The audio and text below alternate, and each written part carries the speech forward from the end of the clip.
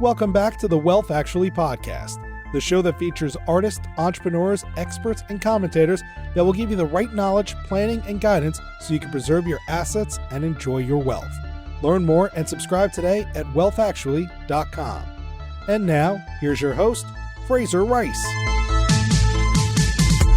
Welcome back to the Wealth Actually podcast. I'm Fraser Rice. The wealth management industry is in the midst of massive demographic change. Business models are evolving, old entrants are retiring or merging, and technology is leveling the playing field. As a result, clients are demanding more value, and the industry is coping with a rapidly shifting landscape. As wealth management clamors for direction, new expertise to manage this change is emerging. With us today is Matthias Kuhlmey, Chief Development Officer at Hightower Advisors and the developer of the Disruption in Wealth Management module for Columbia University's Wealth Management program. He's here to help us sort it out. Welcome aboard, Matthias. Fraser, really nice to spend the time with you. Thank you for having me. Well, we've had a lot of long-ranging discussions around the wealth management industry, and it's a pleasure to have you on because I think you're one of the real sort of high-level thinkers as to the direction that it's going. And what you're doing with Columbia is particularly interesting because you're part of the engine to help really educate the next generation of leaders in the space. Maybe talk a little bit about where that came from, why Columbia, and what you're trying to do there. Yeah, thank you, Fraser, and I'm humbled with your kind introduction. Really, in simple terms, Columbia called me when they were in the process of setting up the program, and I wondered. I said, why are you calling me? And they were very kind and said, look, you're known in the space. This goes back to my day job at Hightower Advisors. We have become one of the predominant firms in the independent space. And when Columbia suggested this is the first Ivy League program that will focus on wealth management on the premises of the CFP designation, I thought this is great because this is where the industry needs to go. I had a lot of passionate thoughts and ideas. And so we basically joined forces. The course now is 2 years old, or the program, I must say. The first cohort is through and will graduate in May. So a nice success. And with that in mind, there I teach disruptive trends in wealth management. And there's so much to say there when it comes to furthering the value proposition, the risk that the business, in my view, Fraser, doesn't see today. We as an industry are rather complacent. Change is not something we embrace, also not necessarily from a regulatory space. So I saw a great opportunity to sort of influence the journey, especially the journey of a generation growing up in this business now. So you're working on the disruptive trends in the industry, and I try to podcast about that and find different things that are out there that people should be thinking about or worried about.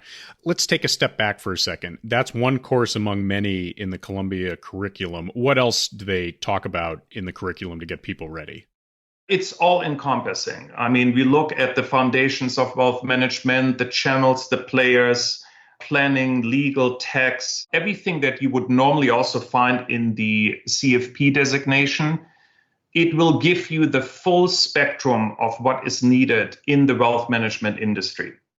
So let's get back to the disruption comment. We're in the midst of rapid technological change, reevaluation of business models, an M&A craze that couldn't be hotter right now, and demographic changes both within the industry and amongst the client base, all of which is a real sort of soup for people to digest as they try to manage their firms, manage their practices, et cetera. Take us through a little bit about how you sort of build the context around that and what you're describing in the course to kind of help people get their arms around a lot of different things that are going on out there. Yeah, it's interesting, Fraser. You gave me a lot to work with, so I'm trying to order and reorder the ideas. You know, when I first constructed the syllabus for the program, some feedback I received, including from students at a later point, hey, what you're talking about is not disruption. And there's sort of the first crux that often we take disruption identical to innovation in a technological sense. So everything has to be digitization, fintech, wealth tech, and there we are creating disruption. And so I went actually to the basics and said, hey, what are we even talking about when we talk about disruption? And, from my perspective, disruption has always been the process, typically by sort of let's call it the underdogs, right? Smaller resource constrained firms that are challenged in an industry, and they will actually go out and lead a challenge, often catering to clients that are no longer being served adequately by bigger firms, or they're overlooked altogether. I mentioned before, in my day job, I'm with Hightower. Hightower was one of these firms that disrupted the wealth management space just because we basically went out with a new message. We repositioned. We were back then not necessarily a fin or wealth tech company. It just happened to be that fin and wealth tech were sort of the second revolution that took place with our initiative. So I think it has really to do with understanding there are certain segments of clients that are no longer serviced adequately, and that's where the disruptor comes in. Disruption, simply stated, Fraser, has a lot to do with interruption. And everything else is innovation. That's where sort of fintech and wealth tech comes in. It is not necessarily disruption. So breaking this down back to the course, we cover several aspects. We cover the independent movement. I just mentioned it. We also go from the independent movement into, I call it more the hot topics, digital assets, Bitcoin, and so on and so forth, but not from the angle of the technology, more from the angle of how did we get there? What actually happened along the way that someone felt disruption, the interruption of something that we commonly know and accept is a do. Well, and a good analogy, too, is the music industry, where there was sort of a way of doing things and a methodology around how music was developed and distributed, et cetera. And then all of a sudden, all at once, things change and business models change and attitudes change toward that industry. Do you see that same analogy, or is it am I reaching? No, Fraser. And I know when you and I first met, we had conversations around Napster and so on. What I don't share is I spent my early career actually in the music industry on the business side, but also as a practicing musician. And let me sort of take you back on this journey, which is, in my view, very similar to what we have seen in other industry, but are currently seeing in wealth management. So back then, I owned a pre-production studio in my house. And the pre-production studio allowed you to record music content that would be good enough to bring to a main studio and, work there to be published. And that pre-production studio, let me just put a number out as an example, would cost $100,000. Today, you can go in my family room and there's a little side table, there's a MacBook there and a little keyboard and a microphone, and all of this, if you include the Mac, will cost you $3,000-$4,000. And it creates the same ability, the same output. It has the computing power as this studio 20 years had. So the reduction in the cost of data and the cost of computation allows now to have other players to move into a space. Back then it was true for music because you saw the threshold of entry being lowered. Non-music players, so to speak, creative individuals that never had anything to do with the industry, all of a sudden were able to create music, to run a production out of their living room. We have actually good examples in the industry of stars that became very famous and wealthy doing so. And that created a complete disruption of the business. All of a sudden, you had small labels, you had boutique record companies, and so on and so forth. We see a little bit of this today in wealth management. We actually see that we had the independent movement. These were the breakaway brokers. This is not my word. That was sort of the definition, leaving the wirehouses. You had small independent spaces and players that would form companies. And that's the reality today, that we have actually distributed the choice that clients have across several channels that are becoming meaningful. We look at the growth of the independent space, consistently double-digit year-over-year growth, unlike any other channel we see today. And that's something we need to note.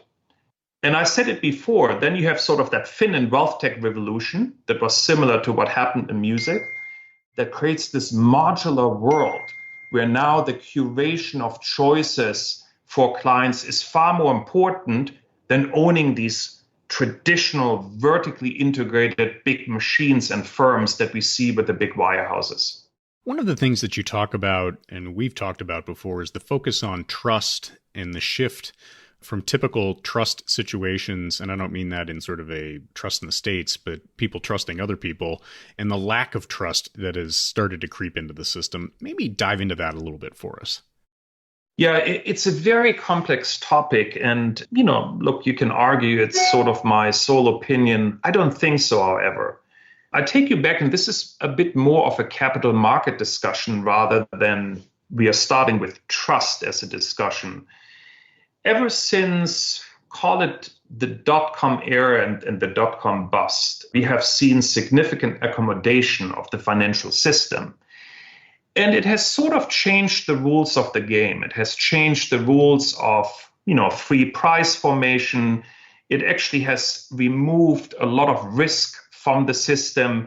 And this back then so-called Greenspan put became the Fed put. And today, whenever we had or have market volatility, there is the aspect of the Fed coming into the rescue. And now you can argue, well, that is great, but it also creates a bailout culture. It removes the aspect of free price formation, but it also leaves a system inherently more risky, just because you are sort of compressing volatility that in best cases should come out. And my view has been, if I'm a market participant and I don't really know who is the player, so to speak, on the other side, can I trust that the system is still fair? Is the system still leading me to neutral, good supply and demand function? And I had my concerns. And the one aspect I have been discussing in that respect is that the hype we see around digital assets, Bitcoin, and so on, is not so much only a money evolution. I think Bitcoin came out, the white paper, around 2008 and 9. That's, coinciding with the big financial crisis. So coming back, it is not so much a money evolution, meaning adopting blockchain as a technology and, building, if you will, currencies on top of that. It is also a money revolution. This is typically a younger group of clients, of emerging wealth to say, hey, look, we are not playing in a system that we don't understand, that may be irrelevant to us, including the forms of advice. We are sort of diverting our wealth into other pockets. And I'm making a very general statement. It's not that easy. And volatility in the digital space will also, tame that desire for the new. But to me, this is a money evolution and money revolution that was anchored in absence or increasing absence of trust in the system that has been accommodated now for 20 plus years. And just these days, we see the consequences, right? And that should make us think.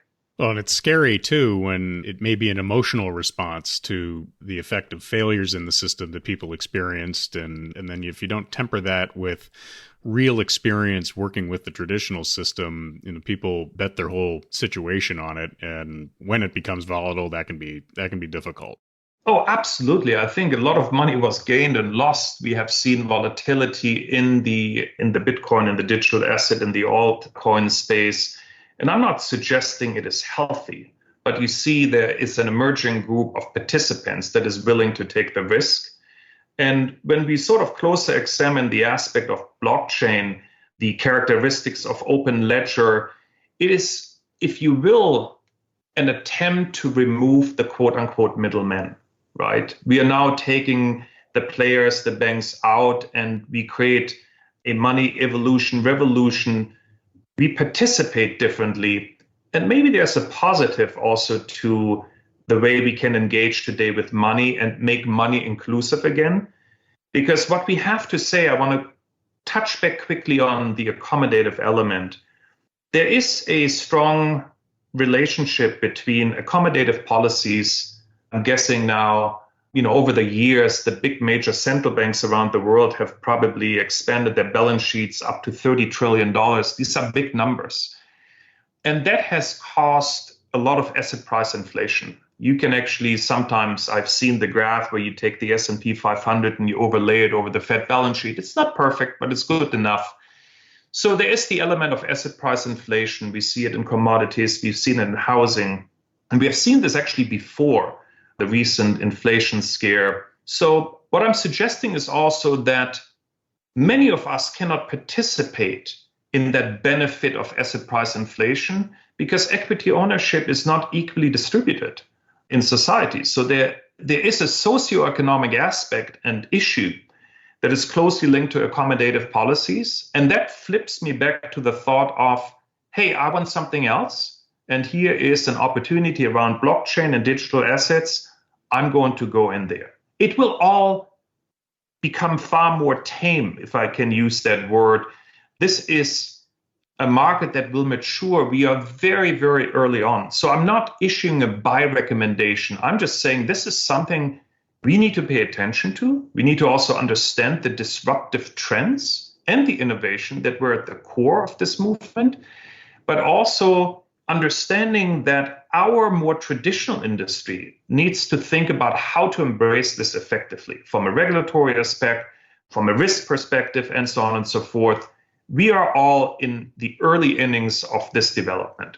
So a lot of big concepts there and high impact ones. How does this impact the firm of the future? And what else are you looking at around, let's say, the demographics of the wealth management space that are going to have big impacts going forward? Yeah, it's a good question. I think when we look at the more traditional advice channels today, it comes back to the value proposition. We are still struggling to come as an industry. Some firms and some channels are doing better than others. We still struggle as an industry to differentiate between what I call the benefits of a fixed infrastructure. It's sort of the what in the formula. This is sort of a to be expected operating framework. But over the years, and more often than not, we're leading with capabilities. And that's sort of where we need to depart and say, hey, I'm bringing you value.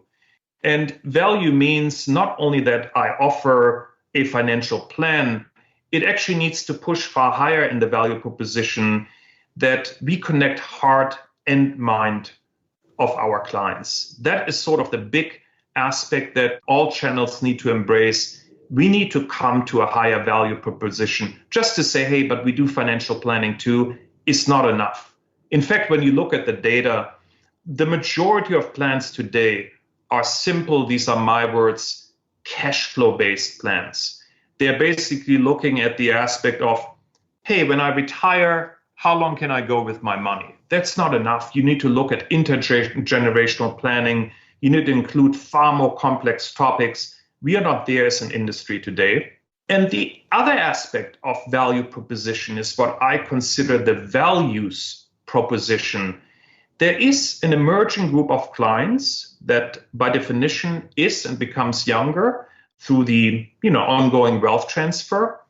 And this younger group of clients, we have already talked about digital assets. So the ones that are not bypassing us as an industry are the ones that will look at us as firms and say, don't tell me only what you offer me as value, but also tell me what you stand for, and I can tell you if I can join you. And now we're coming into this big aspect, Fraser, of values over value. And I think that's a journey that is in its early beginnings also for many of the firms operating in the industry. As you think about it, as sort of a follow-up to that comment, and I see it too, I think that the mission statement of a firm, the ethos of the advisor that someone is dealing with is vital now, certainly in the growth prospects of that individual practice. This is a very flighty question, maybe very philosophical. How do you think about quantifying values? Because ultimately there's going to be a collision between the business operator, the P&L sheet, and the values and the statement. How do you think about that as you've sort of constructed the course? Yeah, it's a good question, and one I will struggle a little bit with the answer. Let me break it down. Value and values go back to the aspect of money and meaning, right? What does it mean to me personally? And I understand we, in the advice business overall, in any business, we also need to, run a scaled business. We need to run a business, right? So you cannot individualize. That said, I think the aspect, and I come back then to the money and meaning aspect, the aspect of availability of data. We use the music example, right? The cost of computation, the cost of data decreased significantly. Now it's available to me. I can crunch it. That will actually determine a significant increase in what I consider to be the categories of one.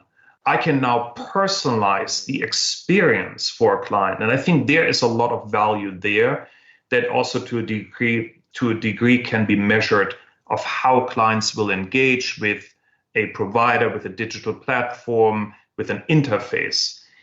When it comes to how to measure value, I try to explain it as best as I can. I think there's an internal validation that we meet to understand what is the importance to you as a client, or what's the value, and that value can be measured in money. We look at the SRI and ESG space. We have the ability today to measure the impact. So I think there's that. But then there's an external validation also. What is being represented or expressed? How do I want to be seen as an individual? What I do with my money? So I think there are significant degrees of meaning that are very measurable, from traditional investing on one side to philanthropy on the other side. And everything in the middle of the spectrum is something that we need to focus on. Well, it get a philosophical question. I thought you handled it really well. Thank you. Right. Oh, it's tough. Let's sort of think about winding down here on that firm of the future concept. There's a lot of ink spilled and pixels deployed around the changing business models that are out there, whether it's percent AUM fee, flat fees. And financial advisors are veering in the world of sort of becoming psychologists in many ways and assisting on the behavioral finance front. The hourly fee may become part of the discussion as well. Do you have any conclusions on that? My personal opinion is that it is a big, broad world out there, and there is room for a lot of different business models. How do you think about that? Yes. Fraser, let me come back to sort of the pricing mechanism in a little bit. If I'm not mistaken, today still 75-80% of services in our industry are priced based on the AUM model. And it is hard to move away, but there has been a tendency, an increase of retainer-based services, planning-based services that clients can pay for. I think what we need to recognize is a different aspect, and that also will actually shape of how we pay for advice that we receive.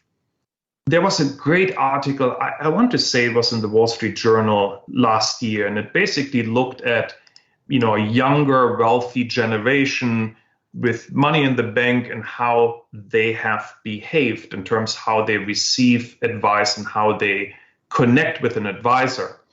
And, if you don't know the data, we would always say, oh, they were all self-directed, they're like the robos, and there is a chance that the self-directed portion goes up.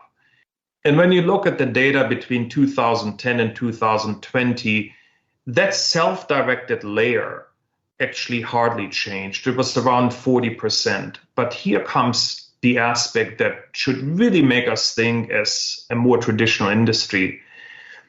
The strongly advice-centric element, where we as advisors come in, where the human being comes in to provide advice, shrank to half.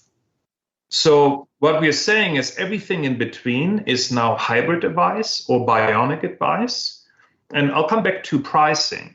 I give you an example where I can now go and book a flight and use an app.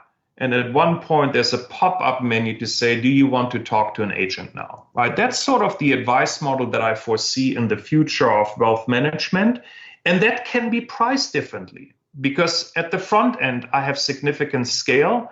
And there could be a subscription-based element, and then it comes and turns into another form of pricing that can very well be AUM. So I do believe with the hybrid or bionic element of advice, you will also see hybrid elements of how we price.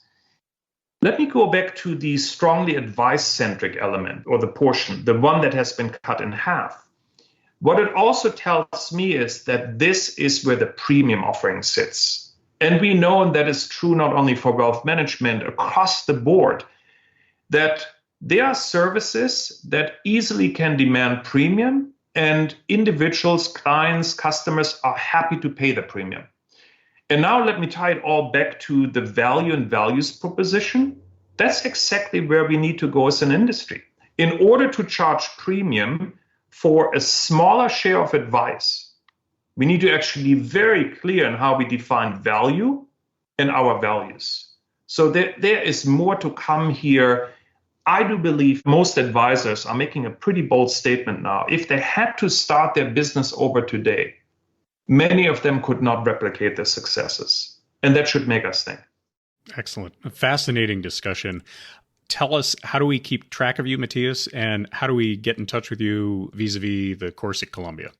You can find us on the website. There's a beautiful description of Columbia, among other fantastic lecturers in the faculty that we have assembled of practitioners. You may find my bio. I'm saying they're far significant thinkers and doers there. So we are blessed. And then I have the pleasure to have been with Hightower Advisors for more than 10 years, have seen this wonderful player in the independent space grow. Today, I act there as the Chief Development Officer, focused on the aspects of helping our advisors to navigate their own organic growth. Excellent. I'll have the contact information in the show notes and look forward to surfing this wave with you and following your progress as we see the change just continue to multiply and affect all of us. Thank you so much. Thank you for listening to this episode of Wealth Actually, hosted by Fraser Rice, author of the book Wealth Actually and a leading private wealth manager. Head on over to wealthactually.com where you can subscribe to this podcast, get your own copy of the Wealth Actually book, and connect with Fraser directly. We'll see you next time on Wealth Actually.